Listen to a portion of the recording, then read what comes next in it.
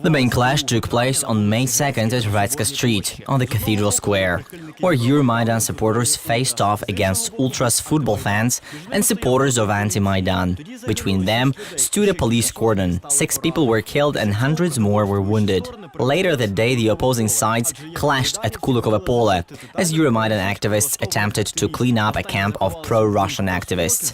Those remaining hid in the house of the trade union and defended themselves from there. The building was eventually engulfed in flames, as the parties threw Molotov cocktails at one another. 42 people died from fire, carbon monoxide, and injuries sustained from falling. That was more than 3 years ago, but those guilty in the tragedy have not been punished. Some participants in these events have fled to Russia or the occupied Donbas, but most remain in Ukraine. There are 6 criminal proceedings in the May 2 case. In the case of May 2nd, investigations have been conducted into the following episodes: mass clashes on Hromadske Street and Cathedral Square, setting fire to the House of Trade Union at Kulikovo Pole, anti-Maidan attacks at the March of Ultras football fans and Euromaidan activists, the inaction of rescuers and beginning of the fire at the House of Trade Unions, and the inaction of Odesa police. Key figures: 20 members of anti-Maidan were accused of organizing mass riots in the city center. Euromaidan supporter Sergei Hodyak is accused of killing one and injuring another anti-Maidan guard. Former head of Odessa's public security police, Dmitro Fuchedji, is accused of organizing mass unrest and official negligence. Former head of the regional police, Petro Lutsuk, is accused of professional negligence and the planned fraud wave.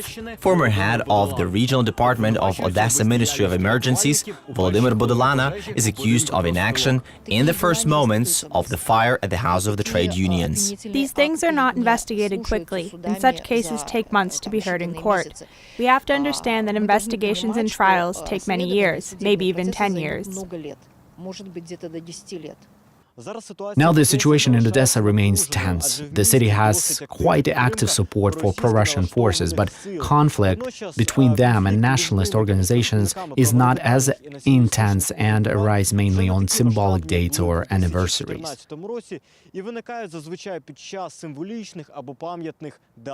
The situation is much softer than it was 3 years ago, but the conflict has not stabilized. It continues. In any case, resistance and opposition can be divided in 2 types. The first is the work you have seen in the pictures of May 2nd and 9th. The second type is disguised. They work as sabotage groups. Here, the SBU is very active and we're doing everything in our power to help them. That's to say that those who are screaming and spitting at the police are wrong. On May 2nd, the 3rd anniversary of the tragedy of Kulikovo Pole, several thousand people came to honor the memory of the dead. But some used the event as a platform for political speeches. The next incident took place on the Victory Day, May the 9th, when flowers were laid at the side of the Eternal Flame. For the events, participants gathered for the March of the Eternal Regiment, but were prohibited from wearing St. George's ribbons and other Soviet symbols. Regular clashes occurred between them and right sector groups, which were broken up by the police.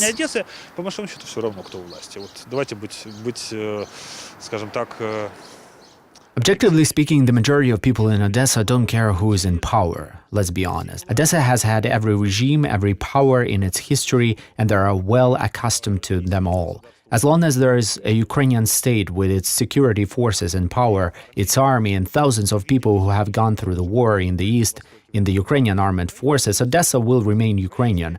It will celebrate Ukrainian holidays. It might muddy the waters on May 9th with the March of the Eternal Regiment, but that's all.